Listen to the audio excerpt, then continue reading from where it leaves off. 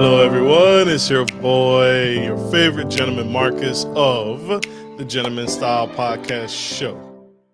And today, I have a very prolific man here on the Gentleman Style Podcast Show today, Mr. Evan W. Turk, Esquire. And he is a distinguished legal authority known for his proficiency in family law and wealth strategies, accomplished author, entrepreneur, philanthropist, and founder of the American Rights Alliance. He's also the founding attorney and shareholder of his own practice. Mr. Evan W. Turk is here on the Gentleman Style Podcast stage to help us peel back some layers and ultimately be informed, be educated, and do better in life. And so I can't hold this powerhouse speaker back. We are going to get into this and we're going to dive into this conversation today. And so without further ado, help me welcome to the stage the incredible, amazing Mr. Evan W. Turk, Esquire.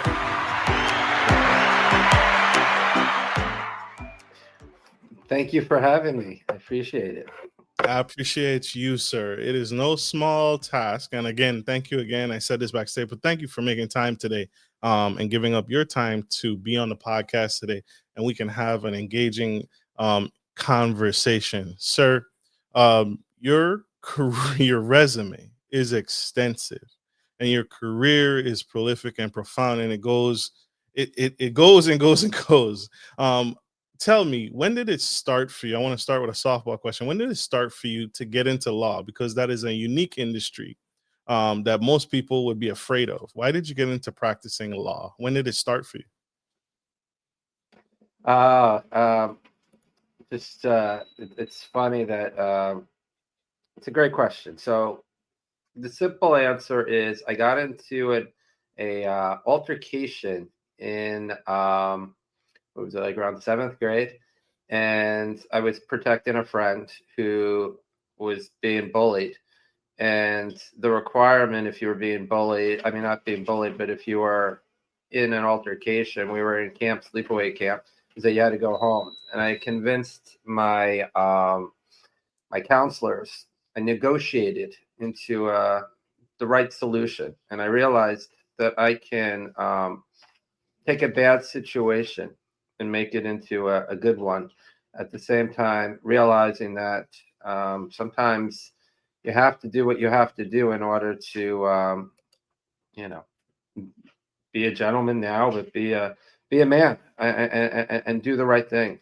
And sometimes those things are challenging, and that's what I did, and that's what started my career. I realized that I could discuss issues logically, even if it was against my, you know, protecting my own self. And I realized it's much easier to do it for others because you're not as emotional. Absolutely. So you were standing up. Well, how old were you when you did that? Do you remember? I think probably was 12, give or take a year. Yeah. So you've been advocating for human rights since the young age of 12. Incredible. Incredible.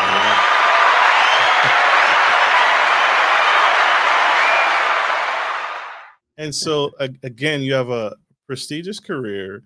And so can you speak a little bit to your family background? What was it like growing up for you? What was mom and dad like? What were those influencers that made you the man you are today? Oh, I had the best parents. My mom recently passed 2 years ago, I'm and sorry. oh, I appreciate horrible 73 years old to cancer. But my childhood was like Leave It to Beaver. It was just kind of an innocent childhood. I didn't really learn what stress was, although my parents struggled. My father lost his job for over 6 months. It was not centered around material things, but at the same time, I never felt like um, we needed, or there was something I wasn't receiving.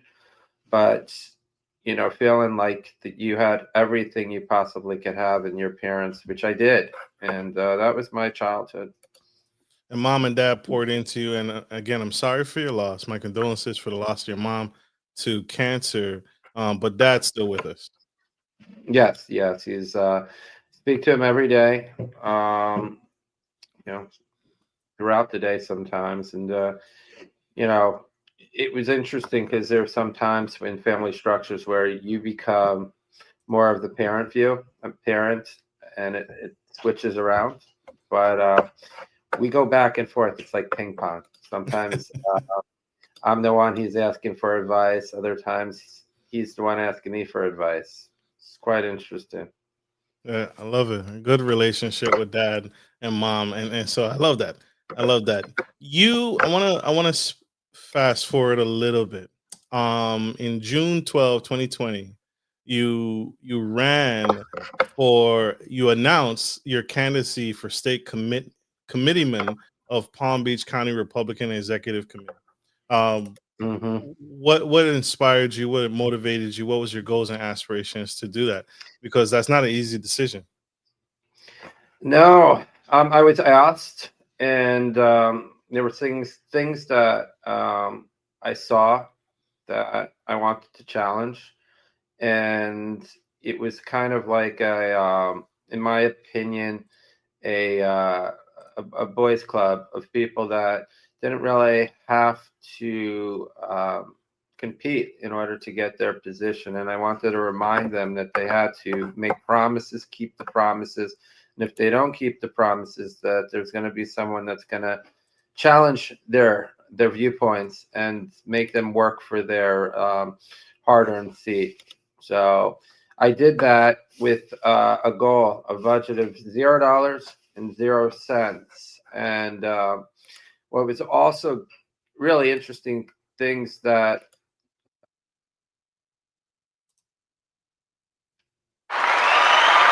Mr. Evan W. Turk, Esquire, on the Gentleman Style Podcast Show. Sir, what you were speaking to running for the committeeman in Palm yeah, Beach, state Florida. committee man. Yeah.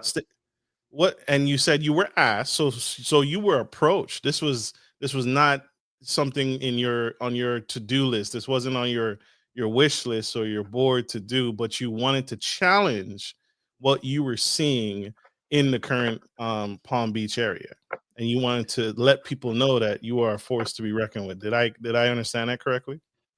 I think that's the best way you could explain it. There was no desire to run for office, although people have shared with me that I should run for office, but no desire to do so.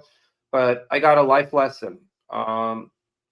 Running for office is kind of crazy, and you deal with things that phone calls, for example, that last 45 minutes to get one vote, and you don't even know after that call if you got that vote. You have to go for a lot more than one vote. And it was an uphill battle, but the whole point was to make that point that you shouldn't run for office without competition and promises, so that you can get promises to your constituents and make sure that you live by that. And that if you don't follow those promises, somebody's going to run for office and may eventually take your seat. And yeah, to spend a lot more money than my $0 and 0 cent budget in order to Abs- prevail. And it also learned the beauty of politics and the not so beautiful side of politics. Would you run again Uh, in any never political say capacity? never say never, but mostly say never. Okay, that's fair. But you never know.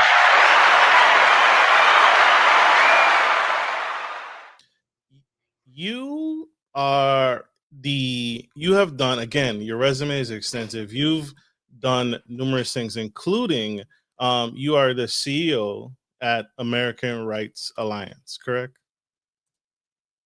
This is and on your website is done very beautifully. The American Rights, I'll read you guys right off of the website. The American Rights Alliance is a 501c nonprofit organization dedicated to defending the First Amendment, protecting election integrity, and ensuring transparency in democratic processes. And so, as a CEO, so I wanted to ask you, Mr. Turk, what those are very direct and specific things and targets to go after. Was that part of what you were seeing in Palm Beach, Florida? And now you are the CEO of a nonprofit that spearheads. Are those near and dear to your heart? What was the core mission for you, um, being a part of that nonprofit, this nonprofit? It's quite interesting. At first, I was just asked, just like my stint for politics. I was just given an opportunity, and they said, "We would like you to do this," and I didn't really think anything of it. I was on the advisory board for um, it was an advisory council for the American Cancer Society when I was in my 20s. And then just by luck or just life itself, I happened to have a meeting with Charlie Kirk in about 2018, and we had a dinner together. And the next thing I know, I was on his on Turning Point USA's advisory board, um, advisory council. Let me clarify: it's not on the board; it's you advise to the board, the advisory council, and it was such an amazing honor. And um, I got to actually.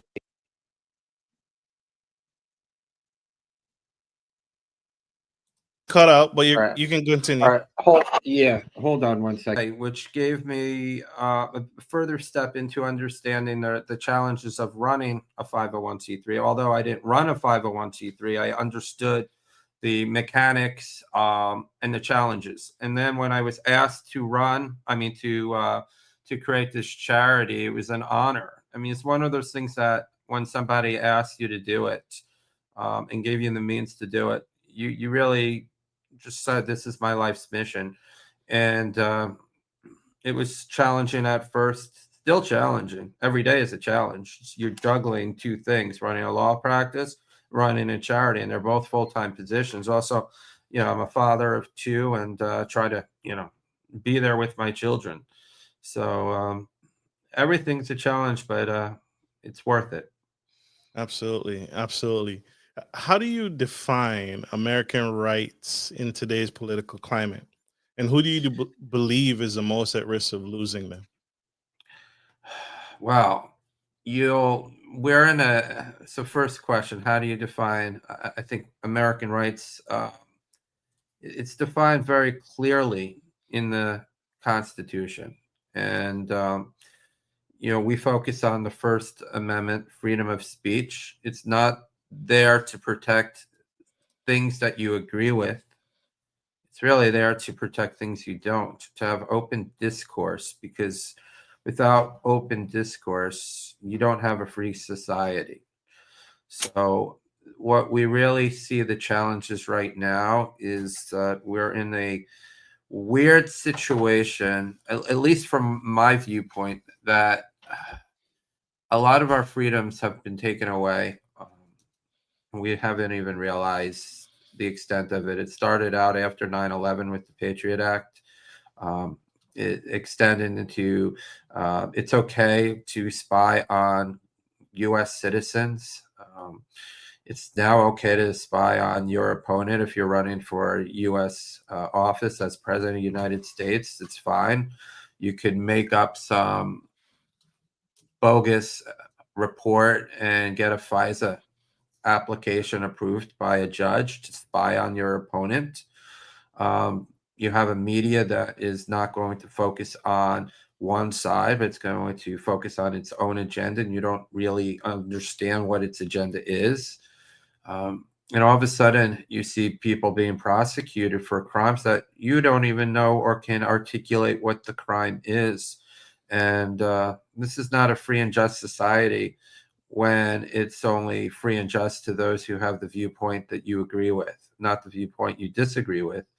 And we shouldn't be a society, or we are not a society, a free society, if that we're putting people behind bars for expressing difference in opinions or questioning elections or asking questions that, you know, even if you're wrong, they deserve answers, not like you're a child and say, because I said so. Absolutely. Absolutely. I wanted to ask um, Jimmy Kimmel. Jimmy Kimmel and how his situation was handled with the constant ebb and flow and the constant cancellations and then coming back and now there's rumor or talks of being canceled again. How do you see how that situation was handled? What would you advise any of your clients or the foundation would advise any of the clients as far as in regards to freedom of speech? This is a great question because it goes into exactly what I said 30 seconds ago. I thought it was abhorrent, but let a free market choose what he should be able to say or not. His ratings were horrific. Um, I was just listening to a video on YouTube about a week ago, and it made a very strong point about um, all these late night shows that all of a sudden you had Colbert started. Actually, it was someone else, but Colbert led the way. Where it used to be when Johnny Carson did the late night show, Leno did the late night show, you touched upon political uh, issues, but you didn't focus on it and you didn't basically share whether or not you're a Democrat or a Republican. It was let's make fun of everyone, whether it was George Bush, Barack Obama. But when Trump got into office, things changed. And hopefully um, they'll get back to some sort of common sense. But right now, you know what the number one show that took all of the late night shows, the place that's the number one show is Fox. It's at right now. People are watching Fox News at night for their entertainment rather than all of the other shows. Let the people decide. And sometimes you realize the people aren't deciding because when these shows are losing money, and Greg Gutfeld is the biggest, you know, viewership of all of them, and he doesn't really technically have a late night show.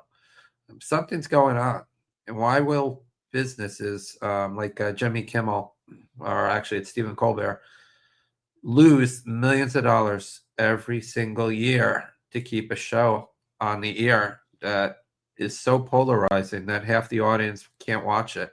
You now just decreased your audience by 50%. Why does that make sense? Capitalism should dictate that. But they're continuing to pay for shows where they're not making money. But as to taking Jimmy Kimmel off the air, there's a part of me that said, yeah. But there's another part that says, this is exactly what I'm fighting for. I don't agree with him. And That that's, they shouldn't have taken him off the air because of what he said. yeah, but it was abhorrent to say it. It was disgusting, tasteless. Um, but he had more reviews the day he got back on the air. I mean, if you talk about getting more viewership, that was the best thing you could possibly do. Take him off the air for a few days and then put him back because nobody was watching him, but everyone was watching him the day he got back. I think I follow what you mean because we've now seen we now live in a world where unfortunately people having an opinion, people having a voice, and now we're retaliating, and that has led to the unfortunate death of Charlie Kirk just Yeah, because he has a belief or he has a stance or he has a viewpoint. We live in a society where we're taking action even if it means by force, and that's scary. yeah, That's really scary. But I yeah, also see the other side of the coin of what you're saying. Freedom of speech can be funny because should you be allowed to say whatever? I mean, all like practically anything. yeah, And that's also kind of a slippery slope as well.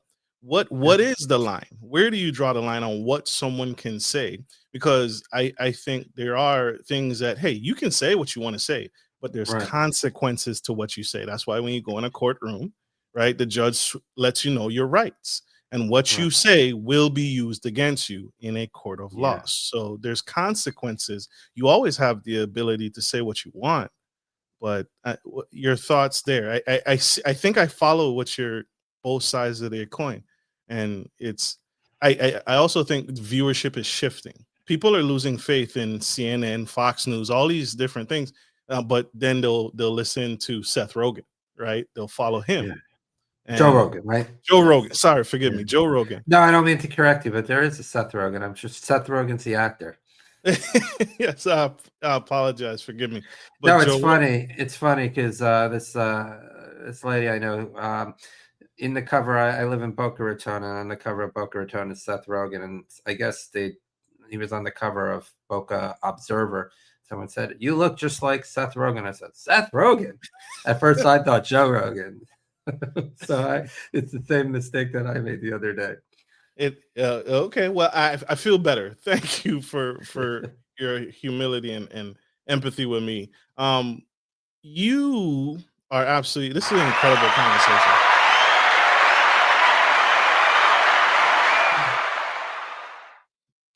You were the former attorney to now President Donald J. Trump. Mhm. But you also expressed earlier that you learned a great deal from about politics when you ran for committeeman of Palm Beach County Yeah. Executive Committee. Um, what did you learn about executive power and constitutional boundaries while working with President Donald Trump? Well, let me be clear. So the way I worked with the president is there's a gentleman by the name of Peter Ticton. Peter Ticton went to high school with the president. They were. Peter says that Trump calls him his oldest friend. I think that's because he's actually older than the president. And but they've known each other since New York Military School, which was a New York Military Academy. I apologize, stand corrected. It was a military school in New York that they were in the same platoon, call it. And when an opportunity presented itself to be local counsel, I teamed up with Peter and handled some issues regarding the president as local counsel. And it really opened the door to really a lot more than it's kind of like you see the iceberg, but you don't know what's below it. And then you get to see below it and you say, wow, the problem's a lot worse than you thought it was. You only, see just the tip of the iceberg. And it's scary. I mean, love the guy, hate the guy, indifference, but question what happened during his presidency. I mean, really question why this man was impeached not once, but twice, even once when he was out of office. They tried to put him in jail on charges that really make no sense. And, if it was Biden that went through the same thing, you would have to question, your moral integrity. I mean, does it make sense to take somebody who is running for office and as a consequence for not liking their opinions, risking trying to put that person in jail? So if you do that, what's going to happen when that person's in office? They're going to try to do the same thing.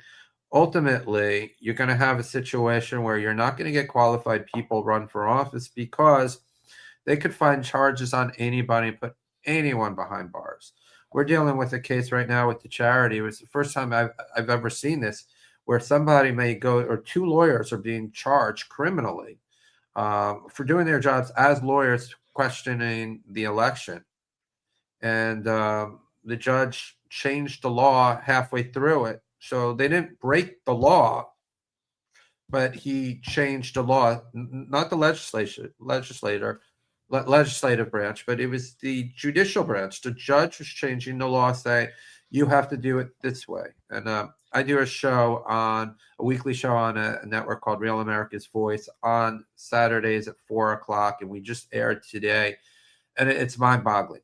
But getting back to what you were asking, it was just being in a situation where you get to be I don't know whether the word's blessed, just whatever that word is, it's just unique, and you see it, Yeah. and you realize that this is not a free society if we accept this. And we're so much hatred on both sides of the aisle that we can't have decency anymore. There is no decency. I mean, the way these politicians, senators, and congressmen talk to one another, get into verbal altercations, and all they're trying to do is get a video out there on social media that says, "Look how cool I am," or "Look how I put this person, I shut this person down," and not realizing that person's doing the same thing against that.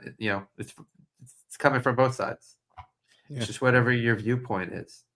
And not getting the whole story. Yeah. And point too with when now President Donald Trump ran against Hillary, and the emails were exposed, right? And all those emails, and I don't think anything came about of that, right? No, Nothing came about when it was found. I believe it was found that she had emails and security was breached in the White yeah, I House. mean, there's a lot of these things. Or when she, paid for what's called the Steele dossier to basically give to the court. It was the FISA court to allow the government to spy on her opponent while running for office. It's election interference right there. There's so many crimes there, but they don't do a darn thing about it. Now, I'm not saying this because I dislike one candidate and like the other candidate. I'm trying to be objective here. You have Joe Biden right before the election against Trump, and they found a laptop that was his son Hunter Biden's that had so much incriminating evidence about so many things. And a respectable newspaper that's been around since the 1800s, the New York Post, has the evidence, and they report it right before the election. And they say that is not credible evidence, that's fake news. To find out months later, they knew all along it was real, and the Department of Justice was able to shut down um, people from reporting it accurately, and it could have changed the election. But we don't focus on those issues. We only focus on the ones that we want to focus on, and it's not freedom anymore when some side of the one side of the political aisle or the other can get away with a lot, while the other one, they're trying to find charges to get the person behind bars to take away your opponent. And it's not necessarily because I support one and just like the other. I'm just concerned because this gets switched completely. Do we have a free society anymore when we cannot, you know, run for office without, doing not nefarious things, but criminal things and not reporting the news? I mean, the press, the freedom of the press is the most important thing because without the First Amendment, we don't have anything. Yes, sir. And yet, we're taking our rights away exponentially each and every year to the point where there was just a report right now with let me think. It's a dozen congressmen have been spied on. I mean, where is the outrage? But you have the people on The View, the show The View, and no matter what happens, I mean, President Biden could have had full blown Alzheimer's in office and they wouldn't report it. But Trump misspeaks, misstates one thing, and all of a sudden, does he have the mental fortitude and capacity to serve as the president? I mean, how can you say that when you Right. saw somebody who couldn't articulate a sentence? He just read off a prompter and was nowhere to be seen for 4 years. It just makes no sense. And again, I'm not trying to be political. I'm just trying to be objective here. But things aren't adding up, and I'm questioning. And I'm just curious as to why. And we all should. We should all be furious. Again, not because one side is right and the other side is wrong. We're all living in the same society. Yes, We sir. all have to abide by the same rules. We're not. Absolutely. That's what Absolutely. we're fighting for here. Is freedom of speech, and I will fight the most extreme cases on both sides of the political aisle if it makes sense for the best interest of this country. Because we're not going to have a country if we continue down this path, and it only gets worse exponentially. Absolutely. Absolutely. That's a politician. That's a politician. That's why I asked her. I got it out the way, y'all. Yeah. He never say never. He could run again. So that's a fire. That's a passion coming out. Why, Mr. Turk, why do you feel we're so polarized around the Epstein files being released? Why are we topsy turvy about it? Uh, the Epstein files is crazy because people forget for 4 years Biden was in office. Why didn't they release it then? Right? Do I know why they're not releasing it now? No. Does it make me feel comfortable that the files weren't released? No. Do I agree that Epstein committed suicide? No. Was I told that he did? Yes. But I don't know what those reasons are, and we should be able to question them. And we should have honest dialect and honest answers. I think the Epstein files. Yeah, I have my own opinion. I'm sure everyone does. You do as well. But I think it just shows you that we don't have a system that is fair for all.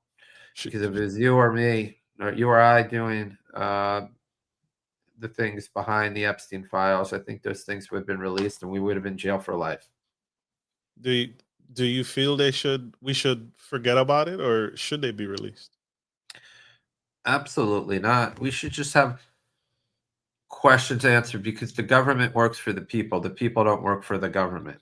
And, you know, at one time when the Constitution was written, you take the first president, George Washington. Um, it was done so differently back then, but you have to understand the history to know what this country meant and what it means today. So you have this country that you didn't even, when George Washington ran for office, he didn't even run and say, "I am running." He thought that was too much of me, me, me. But he got elected. He got offered. People said, "You need to be the president," and there was enough people that said, "You need to do that." That he decided, "Okay, I'll run for office." It wasn't about him at all, and he didn't want to become a career politician. He didn't want to, you know, He didn't want to see run a for a third term. no, and he didn't want to see a nation that was political. He saw that in England, and he didn't want there to be parties. I mean, I think a big problem is we have political parties because it means that there's three. Being a Republican, there's about probably just for purposes of this conversation, let's say there's 100 things a Republican believes in a checklist. Pro-life, small government, this, that. Democrats, the same thing. But how can you be a Republican and stand for all 100 things in that checklist, or how can you be a Democrat and agree with all 100 things what it means to be a Democrat? But you have to pick a side because being an independent means that you really have no voice. But who's really deciding what the Republican viewpoint is? Who's really deciding what the Democrat viewpoint is? And why can't there ever be a third party that could come in and just be the balance of the two? Or here's a novel idea. Why don't we take away all political parties whatsoever and have people run for what they believe in and not have to agree with all or none? And running for office, you realize you have to compromise your integrity to really do what you need to do. And the one thing I do like, not the one thing, there's many things, but a thing that nobody talks about with the MAGA movement was it appears that the president didn't like the blue blood Republican ideology. So what he did was he created his own uh, movement within the blue blood ideology. Same thing that's happening to Democrats. I mean, it's like two or three parties within the party. There's the progressives, which I don't make sense. It doesn't make sense to me at all. But then you have the the ones that you could, you know, converse with and have a discussion with, like Fetterman, for example. Um, he's really the Democrat that is more aligned with middle of the road and balance versus the extreme where I can name, Ilhan Omar, AOC, Rashid Tlaib. I mean, they're so far extreme that if you allowed them to do what they want to get accomplished, we would no longer be a republic. We would be a socialist country, which will lead to a communist country, would lead to destruction. I mean, there's no way that, if you follow history, that will ever succeed. When somebody's working 12 hours a day and the next person's working 4 hours a day and they're both getting the same pay and getting the same benefits, I mean, the struggle is what makes people succeed. They don't want to pass the torch to the next generation Mhm. in a way that was worse than they got it. And Absolutely. that's what it makes, and that's why family means something, because family is going to be the one that supports you. You lose your job, you can't afford your rent, you're borderline homeless. At least you could go to your family and say, I'm going to have to stay here for a while. I'll get my act together, but I have a Yeah, place to stay. that's what's But you happening. take That's what's away the happening now. family, yeah. Yeah, I mean it's ridiculous. Here, I live in Boca Raton, and houses that cost $500,000 now cost $2 million over 5 6 years, maybe 8 years max. So, how are people affording this? I mean, They the can't. struggle is real. They I can't. mean, and I don't mean to sound like, oh, I'm insensitive because I'm talking about Boca, but it's the same thing. I mean, everywhere around here. I mean, to earn an honest pay, you have to get a second job just to afford it. If you did not have the equity built up because you owned a house 10 years ago, it's amazing. It's a scary market. It's a Yeah. scary, scary market right now. Uh, as a former attorney to President Donald Trump, what was the most legally complex issue you handled? You know, I I wasn't the one that's took lead counsel in a lot of things. I was just sitting in the room, giving strategies to others that were putting their names on the documents and really being in the front line of the battle. The hardest thing was just really seeing what was going on and trying to deal with so many issues at the same time, and trying to get justice in a world or in a country that so polarized that you have judges that you feel that are just as political or appointed by political officials that justice is no longer justice. It's whatever that judge wants the result to be, and willing to make new law in order to get their way. So That's although you scary. didn't sit, yeah. So although you didn't sit on most first chair positions, Yeah. overall, most cases were probably difficult because of who's sitting in the judge's chair. Yeah. So one of the cases that we worked on was the biggest case was getting a lot of evidence. There's two. One of the things that when I worked with Peter, he was working on primarily was first was Hillary Clinton and getting enough information to articulate a lawsuit against Hillary Clinton, against a system that is not going to work with you. And then also after January 6th, and really understanding um, how politicized January 6th was and trying to get some resolution there. And it's scary.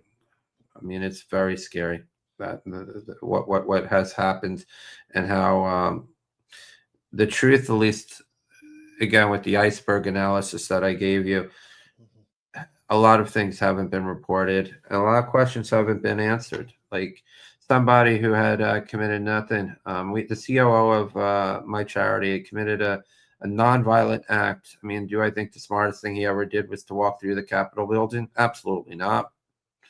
But there's a lot of reasons why people did it, and they thought it was a peaceful protest. At least he did, and the majority of the people did. I mean, it wasn't a insurrection because nobody had weapons there. Police were given a tour. It was almost like they were tour guides. I mean, come on in, let me show you around. Go in, but please go out. Nothing like what the press has reported. But why did they do that?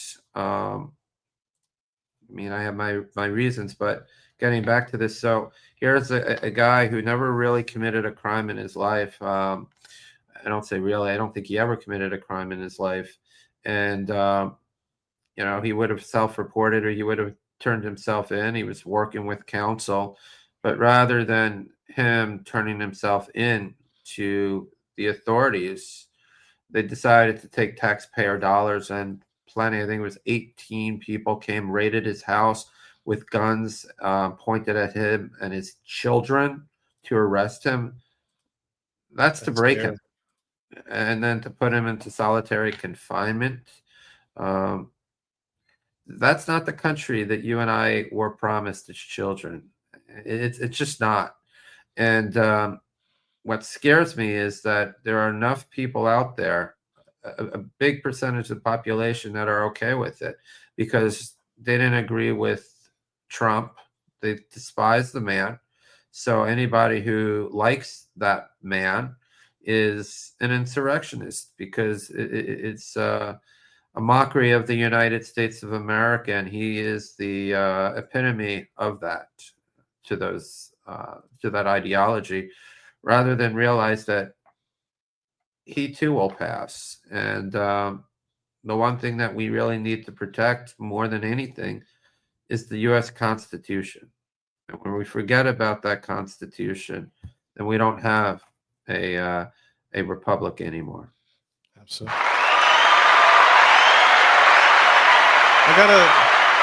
This is good. I have a tricky question, and I don't know which position, because you're juggling many things, and so you have your law firm, and you have the American Rights Alliance, and so how do you choose which cases or causes, right? Causes for your nonprofit or cases to take on legally. How do you choose which cases or causes to support legally or financially? Okay, so I'll start with my law firm because that's easy. I work with great people who help generate referral business, and I don't really advertise. I have blessed to have the right clients, and I have to say no often, but it's doing the stuff that I really that the things that are really time consuming is family law. And so I took on a great friend of mine from law school that's an amazing attorney. So he works with me on those family law cases because if you take on a family law case, it's like um, it's taken on like having I hate to say it, but it's a good analogy. It just sounds wrong. It's like having a baby. Um, you're going to get interrupted throughout the day. There's never a moment where 2-3 days go by without some surprise, but you have to be there for the client because you're also their psychiatrist, their advocate, their friend. So that's a challenge. So I don't take on that many family law cases. I really just help provide counsel for strategy. So Absolutely. So with the estates and trusts, I've done it for so many years. Asset protection. Um, I know how to delegate, but I oversee what I need to see, and I have an amazing group of people that really have been with me for since day one, and they're like my extended family. I mean, they're really close to me, and I lean on them. So with the charity, I have a great COO of the charity who gets to really make those decisions, and he basically tries to sell to me what cases they are, and I look at these cases as really how are we going to make the biggest change to society with these with limited resources, because each case, I mean, we have to hire outside counsel. Outside counsel could be, six figures. I mean, it gets expensive. So I really have to focus on raising money. I have to focus on um, picking and choosing what is going to be the biggest impact to the largest amount of people. And the hardest thing is to say no, because everyone has a story. Everyone has a reason they need our help. We take on cases that we really feel that are the largest, a bottom, like, what do you even say that, the just the most ridiculous impingements on your freedom that you could even imagine. Yes, sir. And you start there and you work your way down. What's the thank you for that. That thank you for taking the time to explain both aspects from the trust and from the legal standpoint and your firm. What's the alliance's long-term strategy for influencing the Supreme Court in terms of continuing to fight for freedom of speech and Americans' rights? So there's this thing that people don't realize, at least most people who are normal. It's called an amicus brief. I'm sure you haven't heard about it No, or sir. even though it exists, or have you? No, sir. Okay. You You're caught me normal. red-handed. No, no. So it's called an amicus brief. It's a nice Latin term for friend of the court. And it is a way that you see these cases that are in front of the United States Supreme Court that they're arguing from one side of it or the other, whatever the case is. There's both sides, obviously, but uh, whatever position you're on, you also have the ability to file these. It's called an amicus brief. It's a brief. It's a document that the Supreme Court, if you're sworn into the United States Supreme Court, you could submit on behalf of. You're not a party to the case, but you're submitting on behalf of a party on the case, and the whole purpose of it is to explain to the Supreme Court in this case why they should consider this versus that, or how this has a long term impact that they may not have considered, or may not have been an argument that was already presented to the court. And so, what we end up doing is trying to, on cases that matter, and all cases matter, but cases that are going to have a big uh, impact onto one decision that's going to make a major difference versus just a trivial one.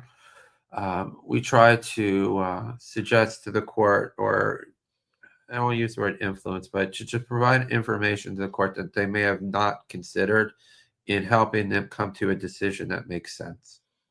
Absolutely.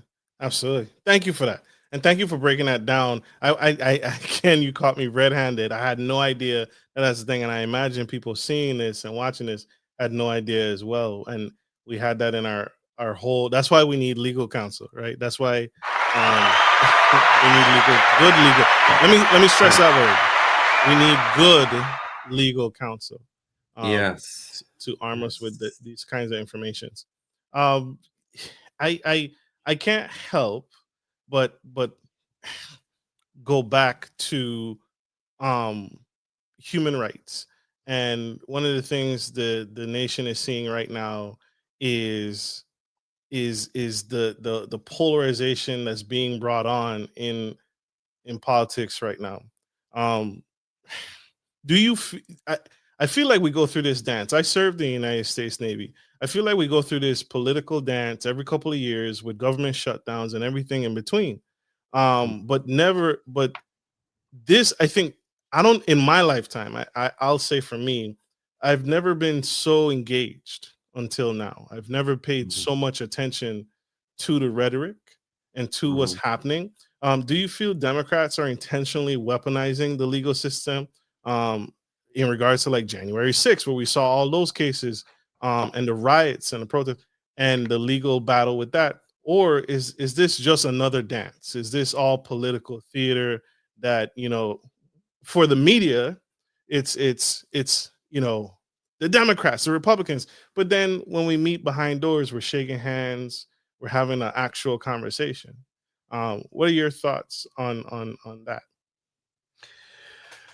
Okay, well, in my short political career, I can tell you one thing I learned is that you will never get anywhere in life without having people raise money for your position, unless you are self-funded. And Independent. yeah, but that brings other issues as well, because then, only the one percenters of society can be in office to do that, right? Even the president right now, he had to rely on funding, because once you get to that level, I mean, the war chest is large. So then you become beholden to everybody. And who are you really preaching? And I learned this when I ran. It was a very quick lesson. It's like, you know, you agree with so many things, but if you do this, you can't do that. And so now you are becoming the word politician. You're being a politician, right? You are pandering to your audience because you need them, and behind the scenes, you may not agree with any of them. I mean, and it's also these people who are providing the news. I mean, there are certain people that are on CNN right now that I know, I don't have firsthand knowledge, but I have just as close as firsthand knowledge as I could have, that they don't believe the nonsense that they're spewing out of their own mouth. So they're a character that they're playing. They're a voice that they're beholden to. The question that scares me is, who is paying for that voice, and what is their overall agenda? Is it, you know, globalization? Is it because they believe that you know climate change is so significant that the world's going to change if we don't fix it? Is it the population? It needs to be more integrated so that you can control and have more people in your political side so you could keep your power. I mean, just take the question as to, under the Biden administration, um, why they couldn't stop those who are not allowed to come into this country legally. Why are they punishing people who are doing it legally and rewarding those who didn't? I mean, is it to pander to get votes eventually, or is there something even more sinister? But nobody could answer that. And I don't think anybody with good conscience can say that it's an acceptable practice to allow people that have not been vetted to come into this country. And, it wasn't, people seeking freedom. I mean, there were sexual trafficking. There were children that were used as ploys because they could claim that, I have my child, you can't separate my child, but it's not their child. I mean, what's really going on, and what's the truth? And why is it okay when Obama was in office, he put people in cages, but the media didn't say anything? And then they showed the videos of the kids in cages, and the whole people on The View went into an uproar, but they never even reported that those videos were during the Obama administration. And why don't they care that it was okay and accepted under his administration? And Trump tried, in his first administration, tried to fix the problem. I mean, why are we so against the wall when it costs so less? It's much cheaper than having undocumented people coming in here? And at what point do you have to say it's okay when you have innocent lives being abused, taken advantage of to gangs from other countries? When do we stick up for ourselves? When do we unite as a country, as America? In times of war, World War II in particular, but even after 9/11, I mean, people didn't care what political aisle you were on. They didn't care what color your skin was. They didn't care about any of that. Why all of a sudden do we care, and why are we have so much animus towards one another? I mean, why are we saying for this job we don't care who the best and the most qualified is? We just care about, does it check this box? We make a movie. Do we care that it's historically accurate, or do you need, for the sense of diversity, all of these people? At what level of common sense, at what point do we take away common sense, and at what level are we ever going to be happy with diversity? I mean, I like I it just told you makes no before. sense. Yeah, one of the things that I told you before is I think I've never paid closer attention to to the political arena until these past couple of years. I had no idea. For example, I had no idea, and it just came out. I had no idea that someone who's on Medicaid, there's no checks and balances between states for a Medicaid recipient. And so in this last election, I got the text messages, "Hey, do you believe that we should overfund Medicaid or and overfund it and there be a little bit of waste and a little bit of fraud, or we should underfund it or get rid of it?" And Yeah. when I saw the article that people, and I didn't understand it. I had no idea, but it seemed so simple. We have a program that's Medicaid, and people had numerous Medicaid plans in various states. And they had Medicaid in New Jersey, they had Medicaid in Virginia, they had Yeah. Medicaid in Florida. And I was like, why do you have all three plans? And there's no system to check to make sure that this person um is not registered in another state and they're already on the program and they're receiving benefits in multiple states, and we Yeah. never thought to build a check and balance system around that. That was No, I mean, shocking to me. yeah, the thing is that we are the premise of this country is there are 50 separate states that have that should have somewhat of autonomy, and that there's very little that the federal government needs to do, but that's the glue that keeps all 50 states together. I mean, and that's why they signed the Constitution, right? I mean, the values of California aren't the same values of Florida, clearly. So each state's different. So the government says, we're going to sponsor, we'll pay, I think it's like 80 something percent. Let's just, for purpose of this conversation, let's just say the federal government's going to be using 80%, but the states are going to come in and contribute the rest of it to 20%. So each state says, okay, we're going to contribute 20%. But we know in Florida how to spend the money more effectively here because we are here and we want to get the most bang for our dollar, and this is how we're going to do it. Whereas California says, no, we're not going to pay 20%. We're going to pay a lot more because we have income tax and we have other things that we want to do. And as a society, within the society, as Californians, this is what we want. The Republic of California, as they call it. And so that they make their own rules. And each state's a little different. I mean, California, they don't even call it Medicaid. They call it, I think it's Medi-Cal. And it's crazy because my aunt was a recipient of Medicaid in California.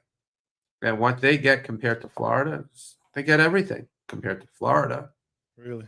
But that's why we don't pay income tax. So the question you ask is a great point, is what's the balance? Because either people abuse the system or people are abused because the system's not fair to them. And in Florida, for example, age-related Medicaid, nursing home Medicaid, perfect example. You have to, in Florida, to qualify, you have to spend down all your assets to below $2,000. But I've heard of there that. are all these exceptions. So You could have a house that's worth $700,000 as long as you state that you intend to return there. You could still keep the house. And the idea is, you don't want, you know, people who are close to death sell a house, pay the taxes on it, and then 2 minutes later they're gone, right?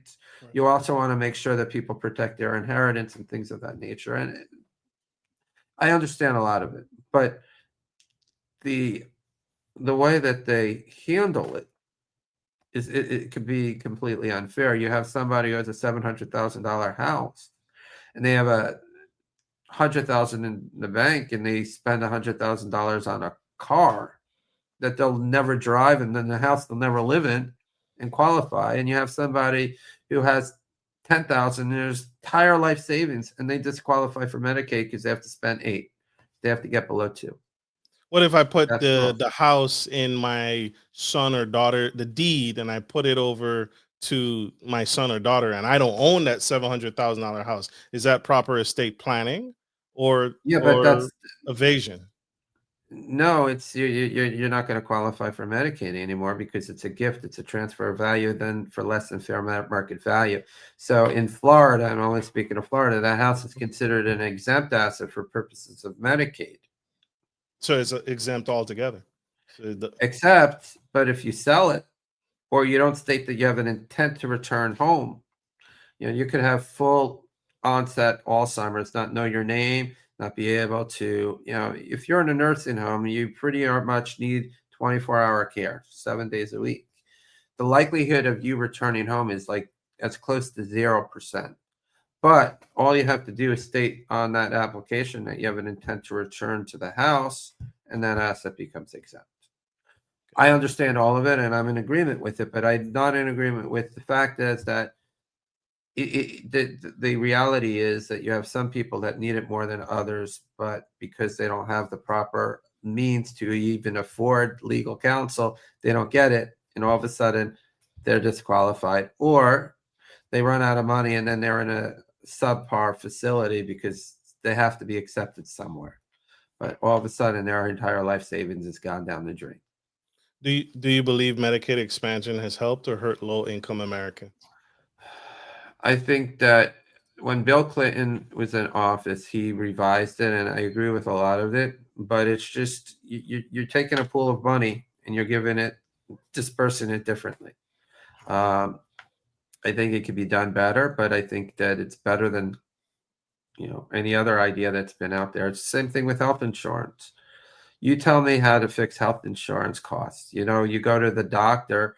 I mean, a doctor should be paid, for spending 1/3 of their life in school. I mean, think about it. But A elementary lot of school, middle school. school, high school, college. Then after college, you get to medical school. Then you have to pretty much Intern, intern and residency. residency. I have a friend. I'm 48 years old. He just became a doctor at 48. He decided to have a change of life scenario, and I always joke. I said people are going to want to hire you like big time because they're going to think you have so much experience and you have less experience than the guy who's like 35 years old or 32. That's like right out of med school. Jeez Louise. Uh, Do you is Donald Trump our best hope for constitutional conservatism? Is he our best hope for America? I think he's our best hope for America. You could argue constitutional conservatism. Um, I mean, like right now, there's a Supreme Court case going on about the tariffs, right? Now, do I agree with what he did? Absolutely. I mean, why punish American workers and encourage American jobs to be left and gone overseas? We need to do something. So we have a system that put billions of dollars back into the economy. And everyone said that, the stock market's going to crash, the world's going to end. None of that happened. In fact, we have billions and billions of dollars back here from the tariffs. And now the Supreme Court is going to rule it. Now, is it an emergency action that justifies it? What bothers me, infuriates me, is the filing of it, because it's the destruction of our nation. No one's going to benefit from giving away hundreds of billions of dollars that could be used here. Let's give it back to foreign countries. It's asinine. But that's not the question you asked me. You asked me about the Constitution, and that's the hard thing. It's the same thing about freedom of speech. This is one of the hardest decisions, because I want the Supreme Court to follow the Constitution, but I also want the Supreme Court to rule in Donald Trump's favor, because I think I know it's in the best interest of this country. And that's the challenge that I have every day. And that's when you have to articulate as a clever attorney. And that's the purpose of your amicus briefs right there, is to articulate why it does make sense. If you could rewrite one part of the Constitution, what would it be and why? The first thing I have to say is that the most racist thing in the Constitution was counting Black people as 2/5 of a person. So it would make sure that never was in the Constitution in the first place, right? Voting rights for women weren't, enacted until like the early 1900s. There are a lot of things in the Constitution that I don't necessarily agree with. I mean, but we didn't amend the Constitution that much over the years, and I agree with the way the Constitution was written, because you shouldn't have the ability to make the Constitution evolve unless there's an overwhelming majority of people wanting it to happen, because it's a slippery slope. But to address your questions in the Constitution, that I think they should have clarified the Second Amendment a little bit more, just because it leaves room for debate. And I think that alone, but those are the amendments of the Constitution. So fundamentally, I agree with the Constitution's purpose. And I think that no matter what they wrote, that document's, written in the 1700s. And they we haven't touched better it than we too can. much. Yeah. I mean, you talk about, I think it's the Constitution. We have the longest, we are such a new country, but we have the oldest Constitution. It's quite interesting. And I think the best thing about the Constitution is knowing what your rights are, and knowing that they were written at a time where these people were in their 20s and 30s, and they were so ahead of their time. I mean, so ahead. I mean, every night when I go to sleep, I listen to it. It's like the most boring thing, but it's the most, it puts me to sleep right away. But I get an education. I learn about all these presidents, and what it was like to be in their life at their time. And so incredibly interesting. I was listening to Garfield. He was assassinated the other day, and he could have been one of the best presidents. He was way ahead of his time.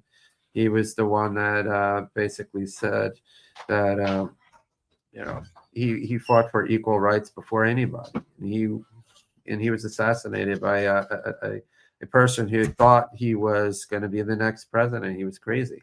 But we don't talk about Buchanan or Garfield, these presidents. And I'm trying to think. There is one here. Let me look on my phone, because I was listening to it the other day. It stuck with you? Oh, no, it's the most interesting thing that I'm sure you've never heard. And I could, let me say president. It's the craziest thing I ever heard. It's like the worst president that you never heard is Franklin Pierce. Have you ever heard of Franklin Pierce? I have not. No, Okay. sir. That's how I had to look at my phone, because I even forgot his name. It's the most forgotten president, one of the least memorable, and he was only a one-term president. But the craziest thing, back then, all these presidents, they lost. I mean, not all these presidents. People back then in the 1700s, you had to have 10 kids to have two that would pass, survive, and enter adulthood, right? So Franklin Pierce, just like all of these presidents at that time, had 5 children. I think he was down to one. He becomes president of the United States. He's now president elect. So he's now hasn't been sworn in yet. He won the election. He goes on a train with his family to New Hampshire, I guess from Washington, D.C., and the train falls off the track. I can't make this up. And his son gets his head cut off. Literally, shrapnel cuts his head off. And like a month later, he's the president of the United States. And that was his last child.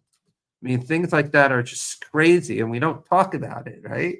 I mean, I just saw your expression. I mean, just amazing stuff that we could learn from history. But to understand the Constitution, you have to understand what was going on at that time and what they were fighting for, and understand how it relates to today.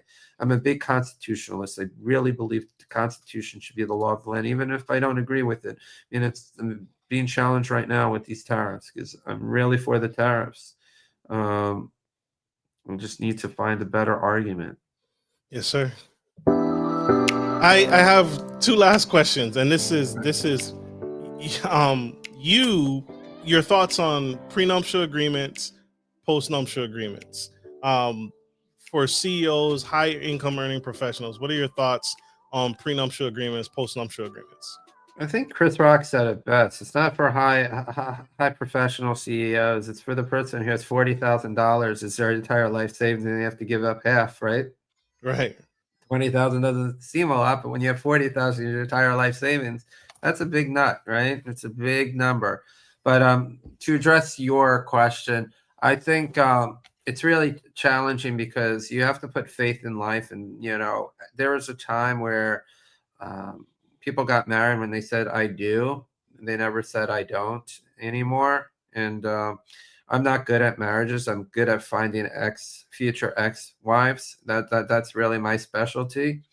But nothing says I love you more than a prenuptial agreement. But I think it really sets the boundaries of everything. I just don't know.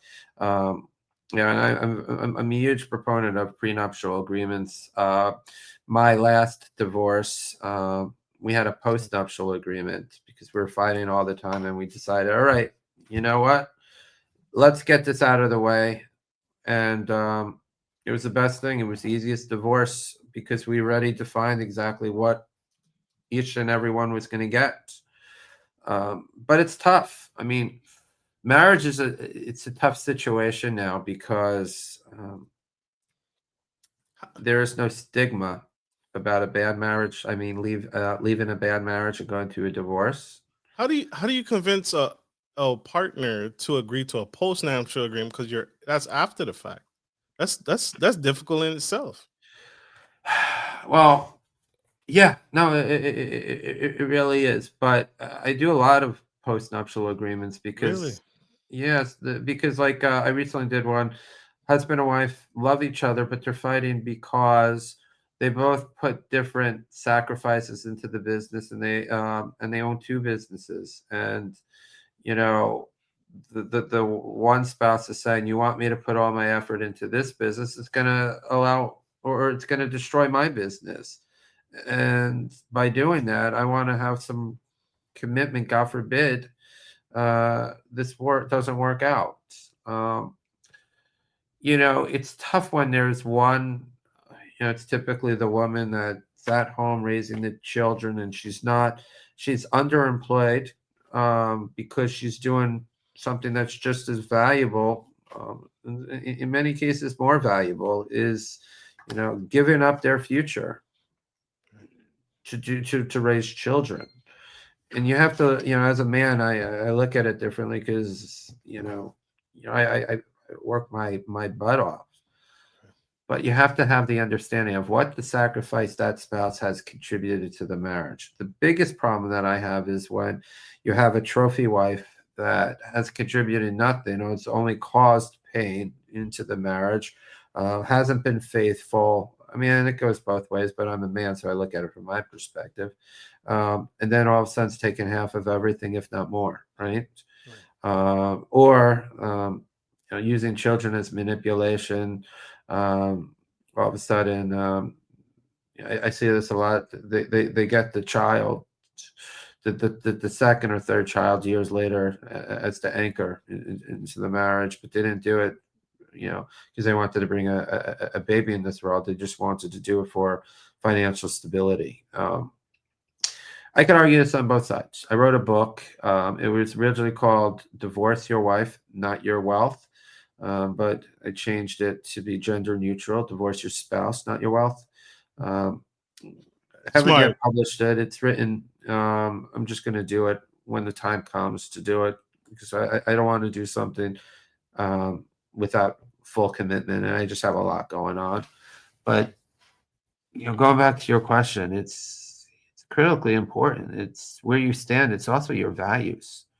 Um, you know, I went to law school. I gave up a lot of money in 4 years at night. I worked during the day in finance to pay my bills, and I put myself through law school. Sat for two bars simultaneously, the Florida bar and the New Jersey bar, and I saw all my friends making a lot of money, and I was giving a lot up until such time that I can, pay back my debt and do everything else. And then all of a sudden, you meet somebody who, I'm not talking about my ex-wife, so I don't want to insinuate that, but all of a sudden you meet somebody who you fall head over heels for, and your emotional side takes over your logical side, and you want to help that person because you have financial means now, and you want to, show to that person that you are, as a man, you are capable of being a provider to that woman. It's what we do. And all of a sudden, let's assume she entered that marriage with not under false pretenses, but she had nothing to lose. You had everything to lose, and now you're going to give up everything. I mean, it's just I've seen businesses fail time and again because you don't have a prenuptial agreement, you don't have a postnuptial agreement, you don't have an understanding. You just say we're going to last forever. Yeah, we're going to last forever until that ever turns into life's too long to last forever. And what do you do? I, So, big proponent of postnuptial agreements, big proponent of prenuptial agreements. The way it's got to be handled is through a lawyer. It's going to be tactful. And, in my free time, if I had 2, 3 extra lives that I had free time, I would write a book about how to propose to your wife or how to propose to your spouse through a prenuptial agreement.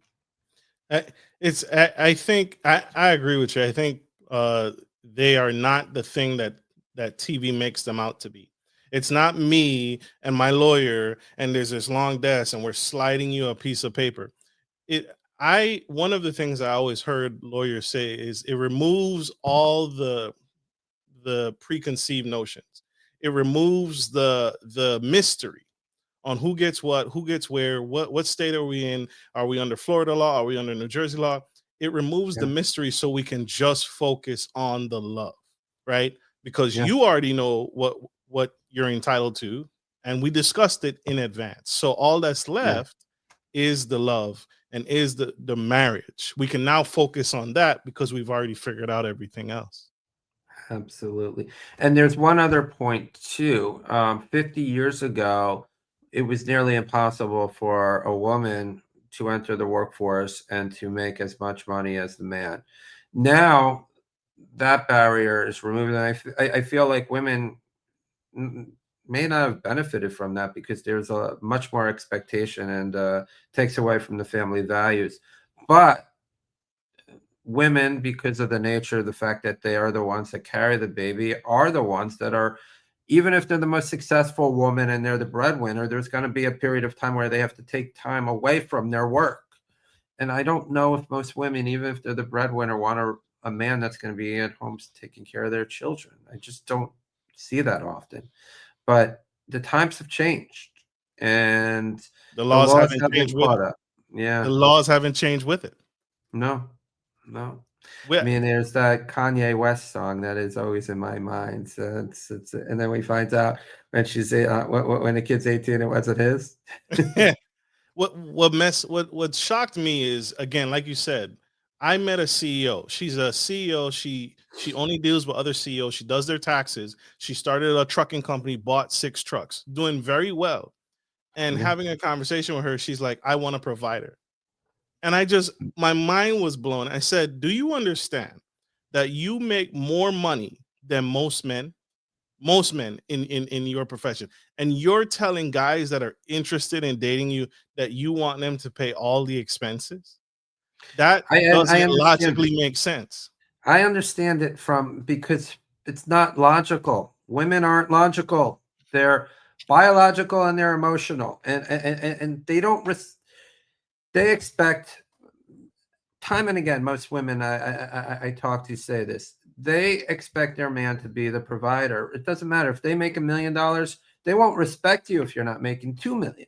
So they want you if they can do it, they have no respect for you if you can't do it. And I get it. It's they want to feel like that they have somebody who they can make their money, but they can not make their money and they can turn it down. And it's just the nature of who women are, and it's nothing wrong with that. It's just you have to understand that, and you have as a man like I think it would be difficult for me to look at myself in the mirror, go to work and every day, um, and feel like that I can't provide because that's who we are. But I understand you because for years I felt that way. For years I felt that way. But it takes away who you are, your self worth, if you can't do that as well, just from But an emotional, from a male perspective. However, but I've men also don't do never, that. Men don't I do that. 50 years no, ago, men did not look at a woman and say, "You need to make as much money as me." But women no, have created that standard for men. But a yeah, man can see a woman's value and she doesn't make $1 million. I could yeah. see a man sees a woman's value outside of financial gains, outside of monetary, but women do. And now Yeah, you make a but man it's feel it's less because he doesn't make more. yeah, but it's the same question. I'll ask you. I'll change the fact pattern right now. Okay. Okay. Would you want to? Would you want, as a man, would you want to be with a woman who is you're not physically attracted to? That uh, whether whether she's overweight or she's just doesn't take care of herself. Like the woman from a male's perspective is a reflection of who the man is, right? Like you want to be the man and you want to have that woman next to you and you want to be seen with that woman, right? A woman, take Bill Belichick's girlfriend. She's like 12, right? Like 26 years old. There's no shame in that, right? But if it was reversed, if there was you know, 60, late 60s, you know, Wom- successful woman with a 22-year-old man, everybody would be talking about it. I mean, it's just there are double standards, but that's not bad. It's just knowing how you work and knowing what you want.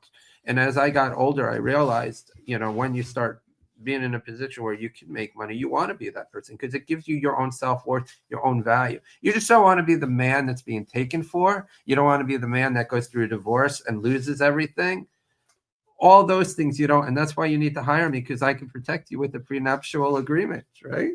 You just need a Absolutely. good prenuptial agreement, but you need to figure it out the right way. Nothing says I love you more than sign this document, right? Absolutely. But you said it best because you were quoting someone else. It's like it takes away All the work, the ifs. Yeah, all the extra. Absolutely. yeah, This has been a phenomenal conversation, yeah. Thank you. Mr. Kirk. Final words. What's your message to that young lawyer who's currently in school and going down the path to be and looking at you and seeing how successful all the things you've accomplished, and they want to fight for American law? What would you say to that young lawyer getting their feet wet or coming into the industry? Any advice? Yeah, find what makes you happy. Know what you're good at, and find a way, to make a career that is going to not only reward you financially, but reward you um, emotionally every day that you're going to want to get up and work, because life is going to be too long to do something you hate every single day. Don't follow the money. Be the best at what you can do, and the money will follow you. Absolutely. And that's family law, right? Family law, estates and trust, asset protection. Absolutely. Absolutely. How can people connect with you? How can people buy the book? It's out available now. How can people find you and learn more? The easiest way is go on my website. It's www.turklawgroup.com. It's right there. You're really good at doing that. I appreciate that. The charity is the American Rights Alliance.org, and we're all over social media. If you have Real America's Voice on your TV on Saturdays, watch me at 4 o'clock, or just follow me on social media. It's Evan W. Turk, ESQ. You can find me on LinkedIn. You can find me. I don't keep myself a secret, but Turk Law Group, because you're going to need to hire an attorney to do a prenup. You're going to hire to do a postnup. You're going to also need to hire me to make sure that your family money stays within your family and it doesn't go to that divorcing spouse, or even worse, your children's divorcing spouse. So Lose your whole when family. I ran for office, it was hire Turk because Turk will work. But hire me because Turk will work for you. Love it. Love it. Love it. All right, y'all. We got to let this incredible man go. We are out of time, and he has many more lives to change, many more people to impact, and he's booked solid. He's booked. He's a busy man. But Yeah. Mr. Turk, I want to say thank you. Thank you for being here. Thank you for sharing your wisdom and insight and having this conversation. I really appreciate you, sir. Oh, thank you for giving me the tools, and I really appreciate talking to you. You do something that you're not even aware of. You're an amazing listener, and you made me talk more than I'm used to talking. And you don't know me well yet, but you got me. You got me to get words out of my mouth for an hour and a half. So thank you. Thank you, sir. Thank you. All right, y'all. We got to let him go. Like we always end every show.